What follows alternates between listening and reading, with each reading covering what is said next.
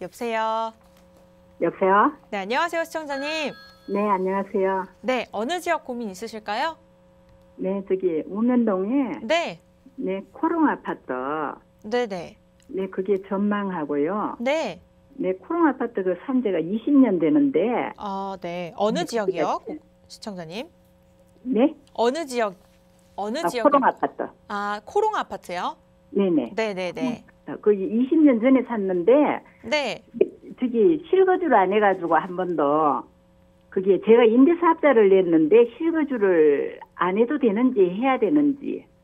네, 알겠습니다. 네, 전망하고요. 네, 알겠습니다. 코롱 아파트에 대한 전망 저희가 상담 도움 드릴게요. 소장님 지금 함께 듣고 계시거든요. 인사 나눠보세요.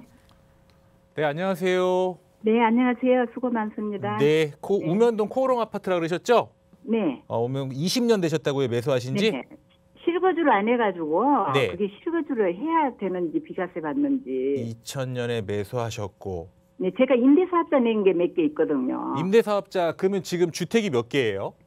주택이 그러니까 총 4개죠. 코롱까지. 코오롱까지 4개? 네. 그러면은 3개는 임대사업자 내고. 3개는 임대사업자를 냈어요? 네. 임대사업자를 언제 내신 거예요? 한 2년 전에. 2년 전에요? 네. 임대사업자. 네, 코롱은 안 냈어요. 임대사업자가 저기가 그러면 지금 거주는 아예 다른 데서 하시고? 네, 저기 전세 살고 있어요. 전세 살고 계시고.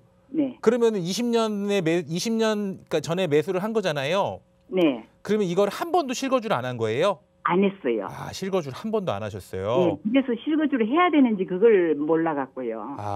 그러셨구나. 임대사업자를 냈기 때문에 다른 게. 그러니까 이제 이런 거죠. 일단 전망부터 보고 좀 설명드릴게요. 네. 일단 여기가 그 서초구잖아요. 네. 서초구 이제 우면동인데 기본적으로 요게 22평인가 그렇죠. 단일 평형인가 그럴 텐데.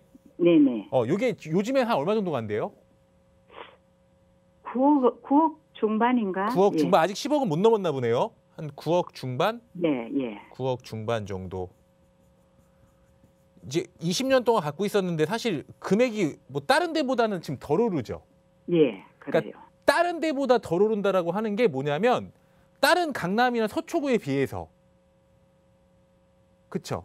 예. 그러니까 금액이 뭐 안 올라간다라고 볼 수는 없는데 네. 이게 서초구에 있긴 하지만 다른 서초구라든가 어떻게 말하면 소위 말해서 이 서초구라든가 뭐 강남구라든가 이제 강남 3구에 비해서 네. 이제 올라가는 것들이 조금 우리 아파트는 좀 적어요. 올라가니까 오른 폭이. 예. 그러니까 22평이긴 하지만 아직도 10억을 못 넘기고 9억대에 있잖아요. 네. 그러니까 그거는 이제 뭐 다른 이유는 아니고 일단 기본적으로 이런 소형 아파트들은 이제 아무래도 역세권도 좀 중요하고요. 이제 네. 주변에 이제 나머지 기반 시설이라든가 접근성이라든가 이런 게 좀 중요하긴 한데요.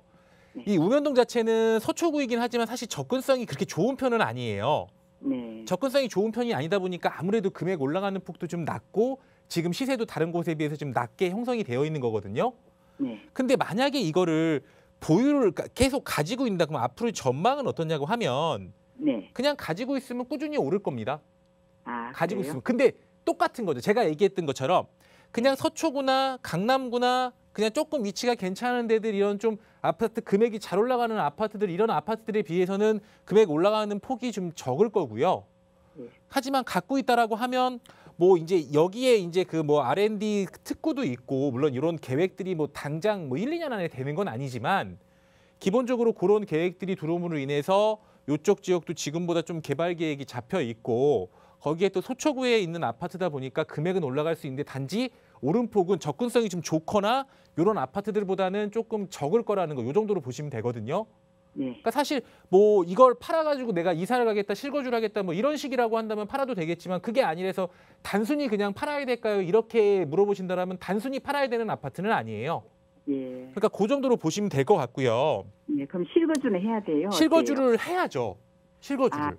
임대사업자 때문에 그래요? 그렇죠. 아니 그러니까 이런 거잖아요. 그러니까 네. 원래 우리나라는 이 비과세라는 규정이 일단 기본적으로 1세대 1주택 이게 비과세를 주는 거고요. 예. 그 금액이 차익이 9억이 아니고 그냥 시세 9억이에요. 예. 그러면은 어떻게 보면은 1억에 사갖고 9억에 파는 게 세금을 가장 안 내고 좋겠죠. 예. 어쨌든 9억까지인데 어쨌든 지금 집이 그러니까 주택이 4개인데 3개는 그 저기 임대사업자를 내셨다는 거잖아요. 예, 예. 그러면 봐보세요. 요 우면동의 주택은 1세대 1주택인데 원래는 지금 1세대 4주택인 거잖아요.